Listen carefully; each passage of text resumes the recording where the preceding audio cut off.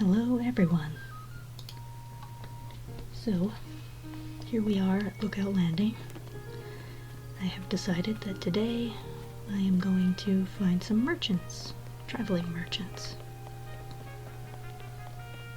Which means we gotta go and get our horse. I think we'll start off with Epona, since she's the classic. On top of which she's not the fastest, which will make for a soothing ride. Alright, take horse. Epona.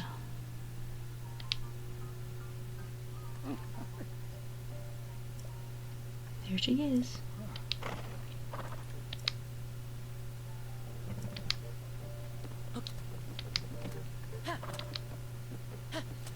Alright. Off we go. Well, it's early in the morning. But traveling at this speed kind of makes it obvious that Hyrule is actually quite a large place, because this is about the standard speed you'd travel if you were on a horse. So, this is what we're gonna do.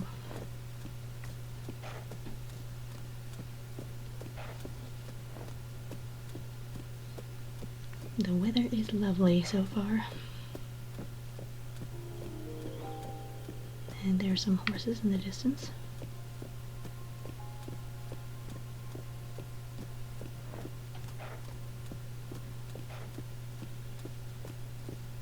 We've got birds flying over the chasm.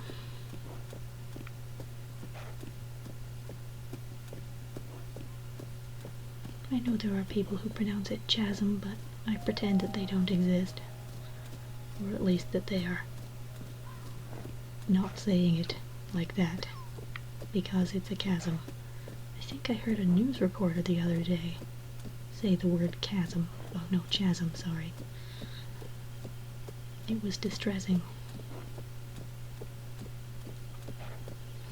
I'm a stickler for people pronouncing things correctly, which can make my life kind of hellish.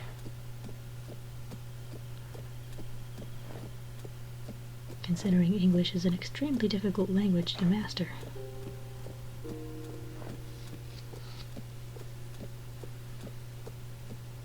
Lots of foxes around. And I did not kill that camp of moblins and bokoblins because I am too lazy and they're too far away to aggro anyway. Yeah, that flag looks like it's having a little trouble with frame rate. Oh look, here's our first merchant. I believe this one is named Parga. And she sells good stuff. Hi there, Parga.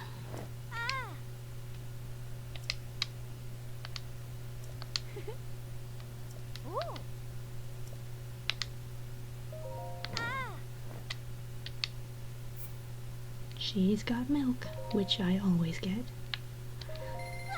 Because if you want to upgrade horses, you need a lot of milk to make porridge for Melania. I'll get the goat butter too. I've got plenty, but might as well. And I'll wait to get the cheese until we go to Hateno, because I always feel like it's nicer to buy it directly from the source. I think we're good. Alright.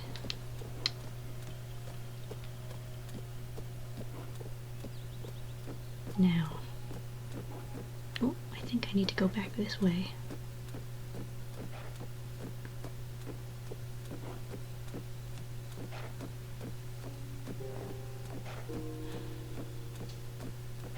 Every little fluctuation of a tree's leaves makes me wonder if it's an evermean now.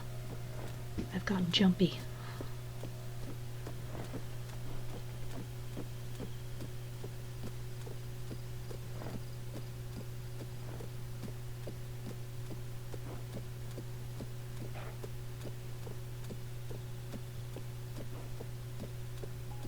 I know there are some people who are so frightened of the evermeans But they refuse to play. It's just too much of a jump scare for them. I can kind of see that. It was certainly a jump scare for me. First time it happened, I was most concerned. I probably issued a large number of profanities.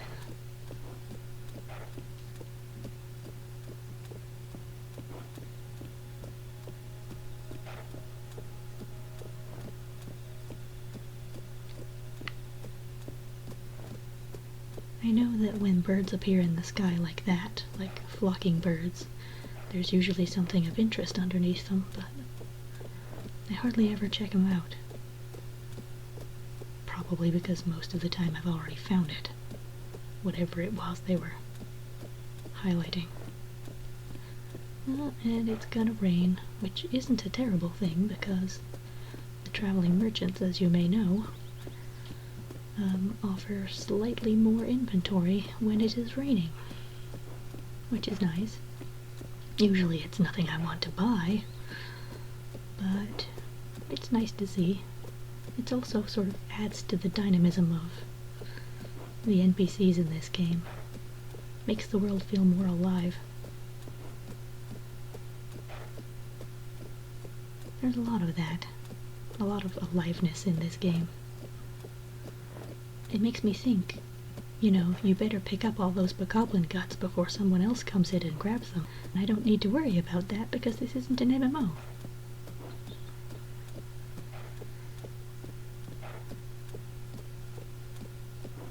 But it feels like someone could jump in anytime they wanted.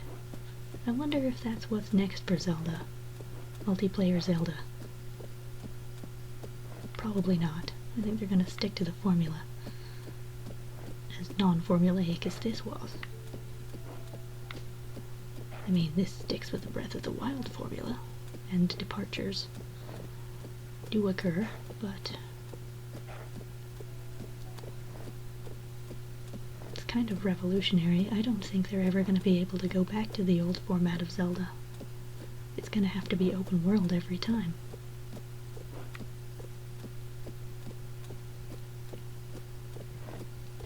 Or people will riot. Well, not necessarily. A lot of people extol the virtues of traditional dungeons. Although there were more traditional dungeons in Tears of the Kingdom. Part of the wonder of getting to those dungeons was traveling towards the dungeons.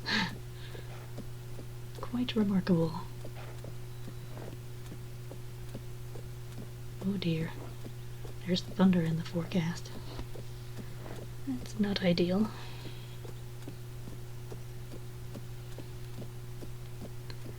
We're gonna go across this bridge, which I believe is Owlin Bridge, and then go through the forest. I was right, hooray! My sense of direction is pretty abysmal, but sometimes I can tell my way around in this game, just not in real life, which would be much more useful. And this forest is an excellent place to find tomatoes if you are in the market for Hylian tomatoes. However, I've already picked most of them, so there aren't that many here now.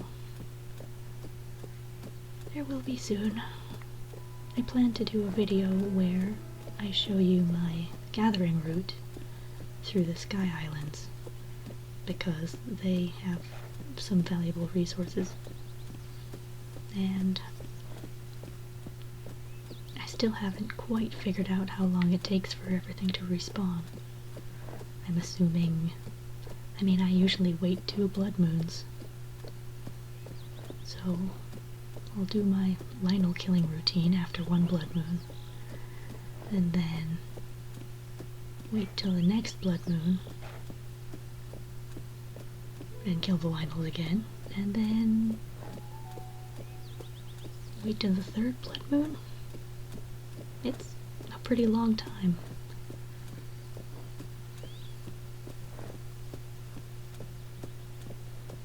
I I may have to kill a Gleeok if I want to show you all of the Sky Islands that have valuables on them.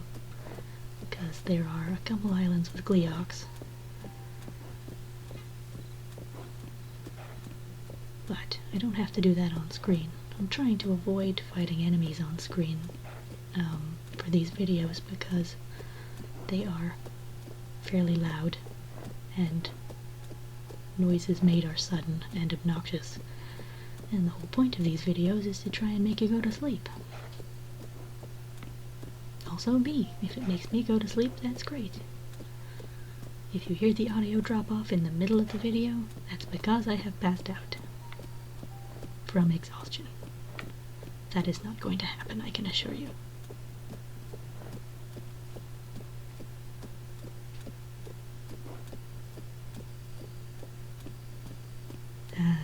I remember that island over there, the Sky Island, with the shrine on it, because on my way to getting it, I believe, I ran into my first gloom spawn. It was completely terrifying in a way. I think they are no longer that terrifying because now I'm kind of overpowered, so I can smash them. I've also improved my ability to flurry rush recently. I'm not sure exactly how that happened, but I'm just dodging more, I guess.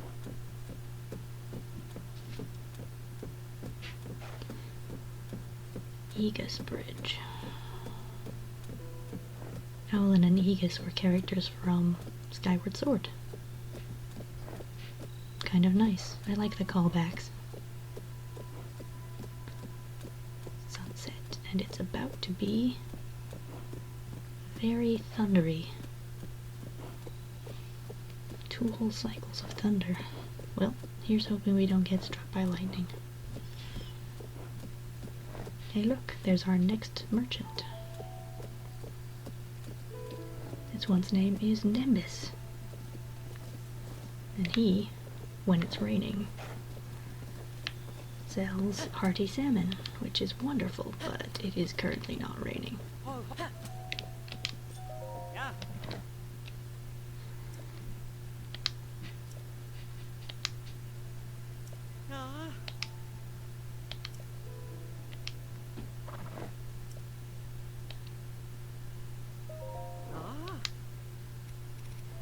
No, oh, wait, he's got the salmon even when it's not raining. Fantastic. So I will buy some more rice. I will buy some more milk. And I will buy the hearty salmon. Oops. Okay. Nope. Nimbus Fine Goods. I feel like they should really have a sign on their wagons.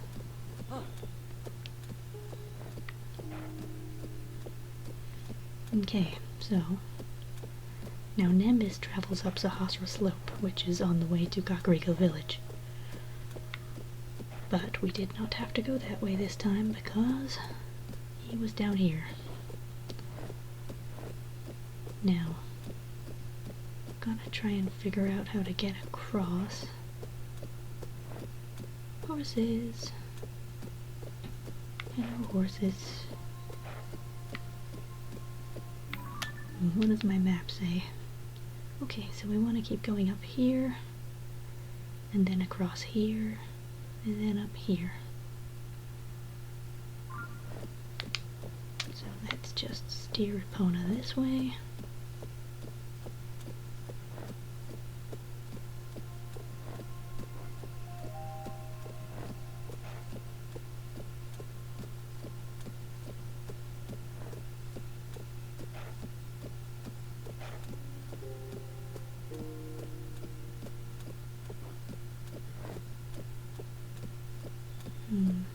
It's probably going to be nighttime. Oh my goodness, look at all the thunder in the forecast.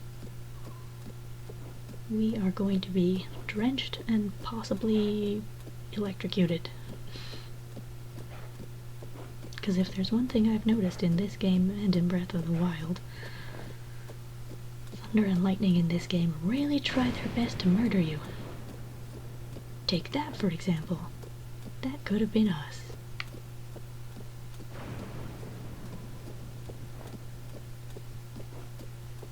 Although it seems that if you're moving more slowly, it tries less hard to aim directly for you.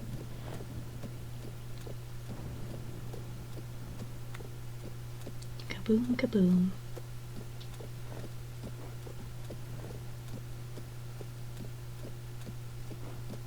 Wow, that is so much thunder and lightning. I know some people like to listen to thunderstorms to go to sleep, but I have never been one of those people. I like rain,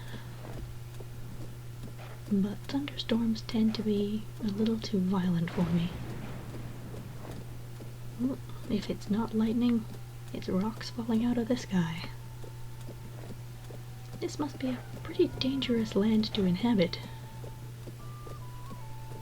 I guess there are risks wherever you live, but I mean, living in Hyrule would be kind of risky. Especially considering, you know, the evil that permeates everything and the Demon King potentially rising again and causing a cataclysm that destroys the entirety of Hyrule. Yeah, it's kind of a difficult thing to live in Hyrule, I think. Nobody likes cataclysms.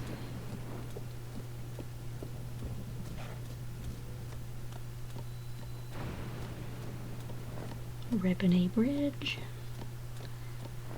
Scary spooky castle in the distance. Kaboom.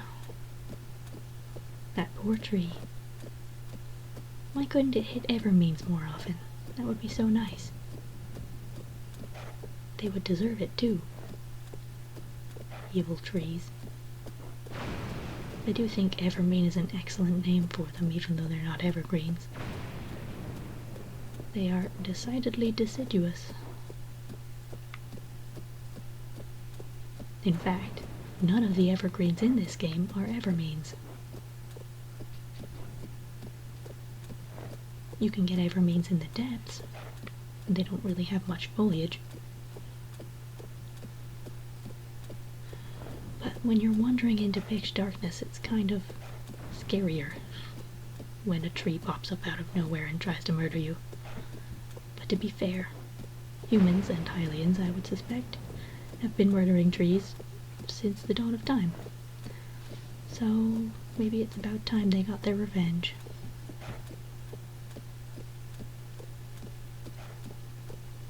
Now we're looking for one more merchant. His name begins with C, but it escapes me right now. Cormus, I think.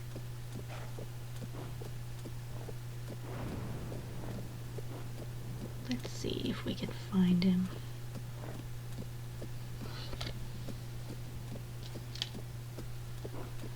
Dazzle fruit, which I have not picked. I feel like I should have picked it.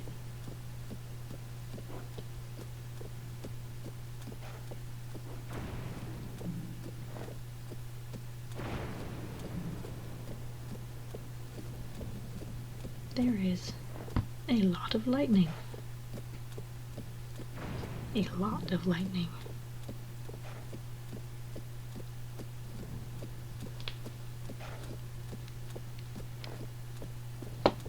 And a boar. Oh.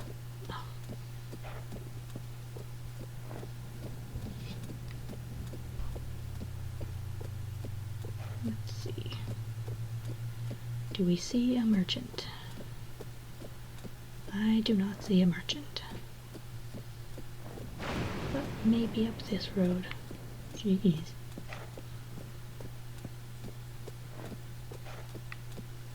See, I've had much closer calls when I was cantering or galloping. I wonder if it maybe mediates itself when you're only trotting. I say, as a giant bolt of lightning strikes really close by.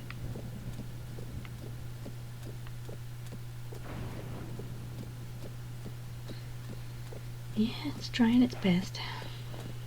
But so are we. We're trying to travel.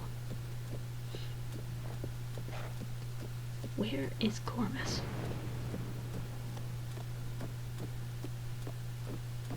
The attention to detail in this game is incredible. I love how little poofs of dirt leave the horse's hooves as it walks. Oh dear. Oh, good gravy. Well, at least it frightened up a goblin.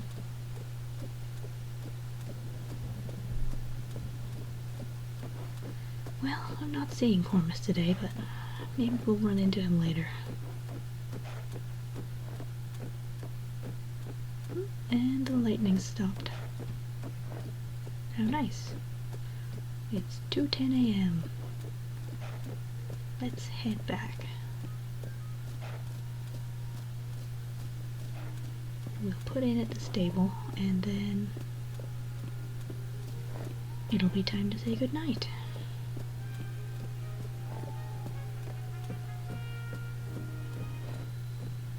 I made my own weapon. Yay! And Slurgo always gets in the way. He's cute, but he's in the way a lot. Alright, Lester. Time to put Epona away. I hate to wake this guy. Sorry, Lester.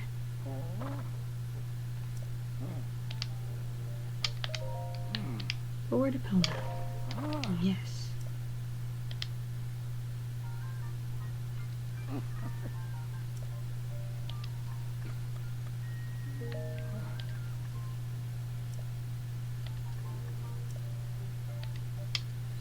Alright, everyone. Well, I hope you enjoyed this video. Like and subscribe if you feel like it, and I guess I'll see you next time.